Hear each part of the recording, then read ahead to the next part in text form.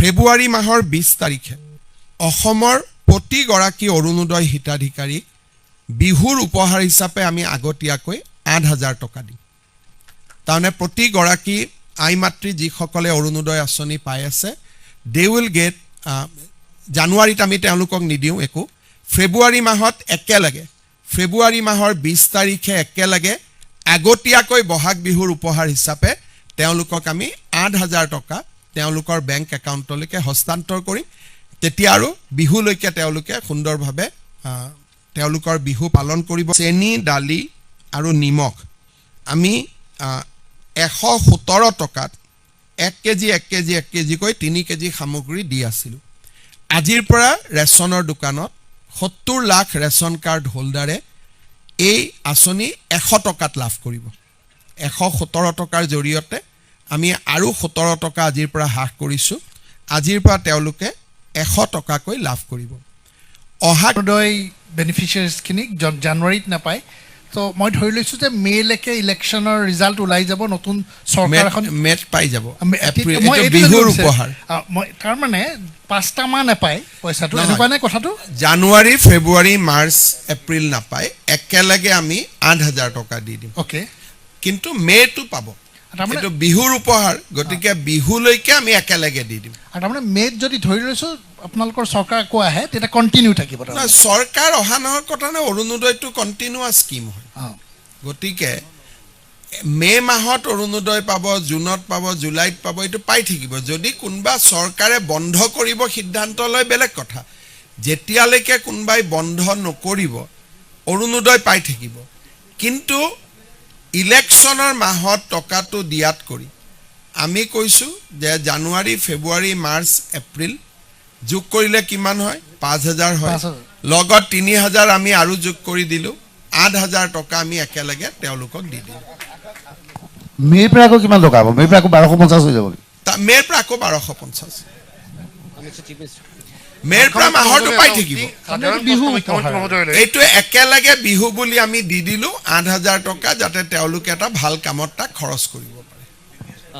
এইটোৱে বিৰোধীয়েতো ডেফিনেটলি এইটোক লৈ এটা বিৰাট ৰাজনীতি কৰিবলৈ চেষ্টা কৰিব। চাওক, ৰাজনীতিটো তেওঁলোকৰ ভালৰ কাৰণেই কৰিলোঁ। যদি মাৰ্চত আৰু এপ্ৰিলত আমি অৰুণোদয় দিওঁ, তেওঁলোকে ইলেকশ্যন কমিশ্যনক কমপ্লেইন কৰিব যে কিয় অৰুণোদয় দি আছে ইলেকশ্যনৰ মাহ। গতিকে তেওঁলোকে যাতে কমপ্লেইন কৰাৰ সুযোগ নাপায় আৰু ৰাইজেও যাতে হাতত একেলগে পইচা এটা পায়, কিবা বিহু বুলি কিবা এটা ভাল কামত খৰচ কৰিব পাৰিব, সেইকাৰণে ২০ ফেব্ৰুৱাৰী তাৰিখে আমি তেওঁলোকক একেলগে ৮,০০০ টকা বেংকৰ একাউণ্টত এখন মিটিং পাতি আমি ট্ৰেন্সফাৰ কৰি দিম। কিন্তু বিহু পাৰ হৈ গ'ল, বিহুৰ পিছত আকৌ ১২৫০ টকা পাই থাকিব। যদি ইলেকশ্যনৰ সময়ত আমি ঘোষণা কৰোঁ যে নহয় আমি আৰু বঢ়াই দিম, বেলেগ কথা, কিন্তু আমি একেলগে তেওঁলোকক ৮,০০০ টকা দিম। অসমৰ মহিলাসকলৰ বাবে এটা খবৰ দিব বিচাৰিছোঁ।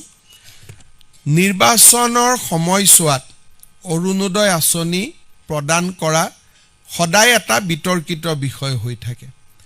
সেইকাৰণে কেতিয়াবা বিৰোধী পক্ষেও আপত্তি কৰে যে ইলেকশ্যন চলি থাকোঁতে কিয় অৰুণোদয় দিলে।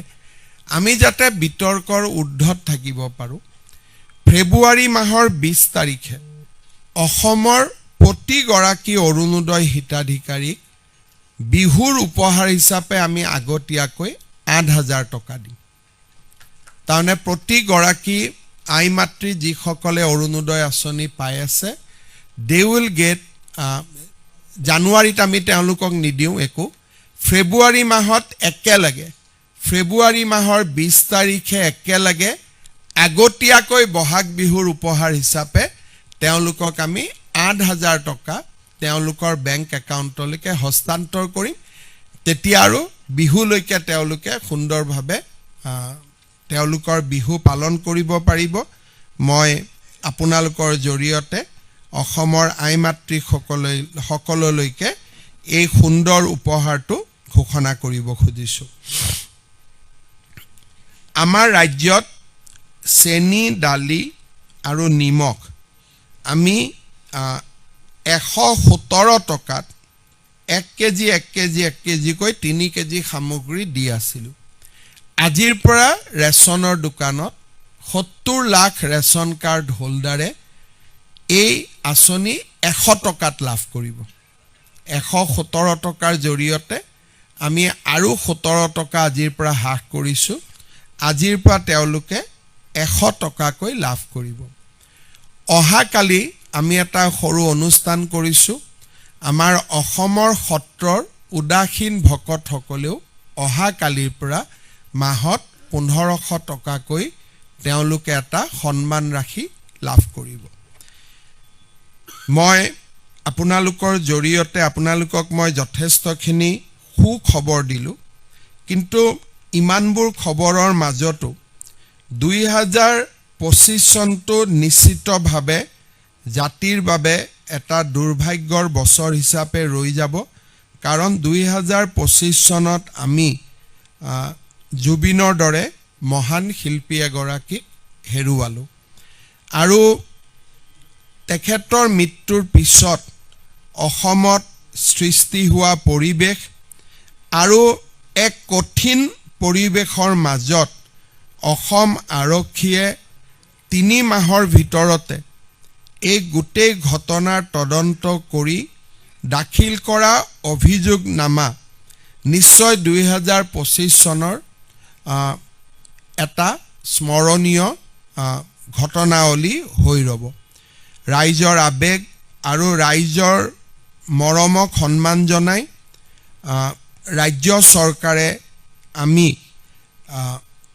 এই গোটেই ঘটনাটোৰ যাতে ন্যায় বাস্তৱসংগত হ'ব পাৰে লিমিটেড টাইমৰ ভিতৰত ন্যায় হ'ব পাৰে সেইকাৰণে ৰাজ্য চৰকাৰে ইতিমধ্যে অহা 12 জানুৱাৰীৰ পৰা স্পেচিয়েল পাব্লিক প্ৰসিকিউটৰ এই গোটেই ঘটনাটোক যাতে ন্যায়ালয়ত আমি প্ৰতিষ্ঠা কৰিব পাৰোঁ তাৰ বাবে স্পেচিয়েল পাব্লিক প্ৰসিকিউটৰ নিয়োগৰ বাবে সিদ্ধান্ত লৈছে আপোনালোকক আমি গুৱাহাটীৰ 3-4জন জ্যেষ্ঠ ক্ৰিমিনেল এডভোকেটৰ লগত আমি কথা পাতি আছোঁ 5 বা 6 তাৰিখৰ ভিতৰত আমি স্পেচিয়েল পাব্লিক প্ৰসিকিউটৰজনৰ নামো আমি ঘোষণা কৰিব পাৰিম আৰু স্পেচিয়েল পাব্লিক প্ৰসিকিউটৰ এপইণ্টমেণ্ট হৈ যোৱাৰ লগে লগে আৰু ডকুমেণ্টছ এক্সচেঞ্জৰ পৰ্যায়টো পাৰ হৈ যোৱাৰ লগে লগে আমি গুৱাহাটী উচ্চ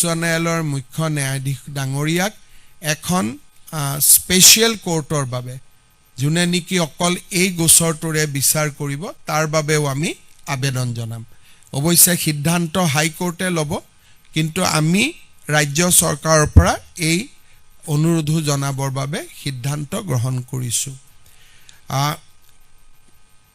আপোনালোকক এটো বহুত এটা আমাৰ ৰাইজৰ এটা শুভেচ্ছা বুজায় জুবিন গাৰ্গৰ ৰৈ ৰৈ বিনালে ছবিখনে সিনেমা হলৰ পৰা অসমৰ ৰাইজে টিকট বা বিভিন্ন ধৰণৰ যেটো ট্ৰানজেকচন হয় তাৰ পৰা 32 কোটি টকা আহৰণ কৰিছে এই 32 কোটি টকাৰ বিপৰীতে ৰাজ্য চৰকাৰে লাভ কৰা 2 কোটি 90 লাখ টকাৰ জিএসটি আজি বা অহাকালি আমি কলাগুৰু ফাউণ্ডেশ্যন যাক জুবিন গাৰ্গে স্থাপন কৰিছিল তালৈকে আমি হস্তান্তৰ কৰিম ইতিমধ্যে পুঁজি বিত্ত বিভাগে মুকলি কৰি দিছে আজি বা অহাকালি আমি 2 কোটি 90 লাখ টকা যেটো ষ্টেট জিএসটি আমি কালেক্ট কৰিছিলো তাক আমি অহাকালি কলাগুৰু ফাউণ্ডেশ্যনলৈকে উভতাই দিম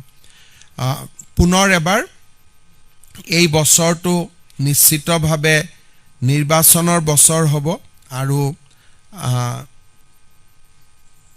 যোৱা বছৰ ফেব্ৰুৱাৰীৰ 27 তাৰিখে মডেল কোড অফ কণ্ডাক্ট দিয়া হৈছিল আৰু আমিও তেনেকে নিৰ্বাচনৰ বাবে প্ৰস্তুত হ'ব লাগিব হয়তো এই ধৰণৰ পৰিবেশ আমি নিৰ্বাচনৰ আগতে আৰু নাপাওঁ মই পুনৰ এবাৰ আপোনালোকক ধন্যবাদ আৰু খলাক জনাইছো যোৱা 5টা বছৰত এখন আন্দোলনকাৰী ৰাজ্যৰ পৰা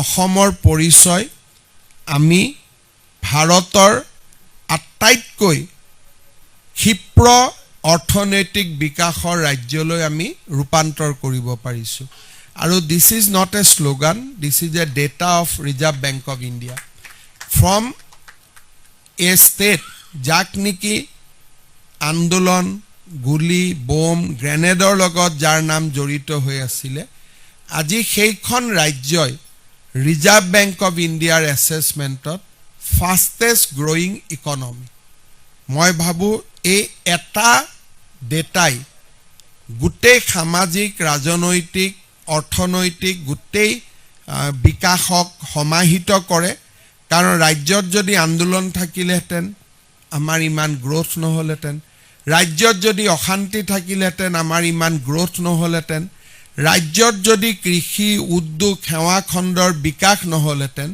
আমি কেতিয়াও ইণ্ডিয়াৰ ফাষ্টেষ্ট গ্ৰয়িং ষ্টেট হ'ব নোৱাৰিলোহেঁতেন এণ্ড আমি কাৰ লগত কম্পিট কৰিছোঁ state like Tamil Nadu state like Karnataka state like Maharashtra এইসকলৰ লগত কম্পিট কৰি today Assam has became fastest growing economy in entire India এতিয়া ইয়াৰ বহুবিলাক সুফল আমি পাম যেতিয়া এখন ৰাজ্যত এনেকুৱা ধৰণৰ এছেছমেণ্ট ৰাজ্যলৈ আহে স্বাভাৱিকভাৱে ৰাজ্যত বিনিয়োগকাৰীৰো উপস্থিতি বৃদ্ধি পায় আৰু বিনিয়োগকাৰীৰ উপস্থিতি হোৱাৰ লগে লগে নিবনুৱা সমস্যা আদিও আমি দূৰ কৰাত সফল হ'ম মই আশা কৰিছোঁ যে 2026 চন আমাৰ সকলোৰে বাবে ভাল হ'ব ৰাজ্যখনৰ বাবে আৰু বেছি ভাল হ'ব ৰাজ্যৰ প্ৰতিগৰাকী জনগণে সুখ সমৃদ্ধি